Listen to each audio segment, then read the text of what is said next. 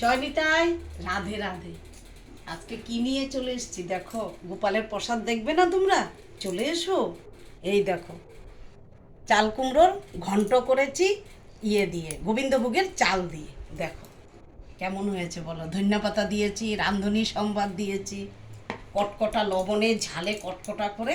এই দেখো, তার সাথে ফুলকপি আলু কষা বানিয়েছি। এই যে ফুলকপি আলু তরকারি,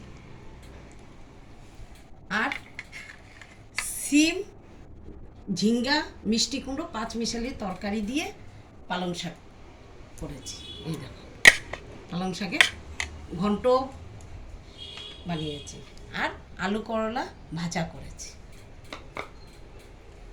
আরেকটা জিনিস দেখবে, এই যে কারকলের মশলা কারকল বানিয়েছি। জিরা, ধনিয়া আর কাঁচা লঙ্কা আর কাঁচা তেল আর অল্প বাদাম বেটে মেখে তারপরে বানিয়েছি কারকলের। আর আপেল দিয়েছি দেখো গোপালকে। আর তার সাথে চাল কুমড়োর চুকলার বাটা করেছি। অনেক পদ হয়ে গেছে বলো, কিন্তু ওই যে রান্না করতে যাই তখন মনের মধ্যে যা উঠে আনন্দে রান্না করি। গোপালকে দিলে তো আমিও সেবা করতে পারবো। জয় নিতাই, রাধে রাধে।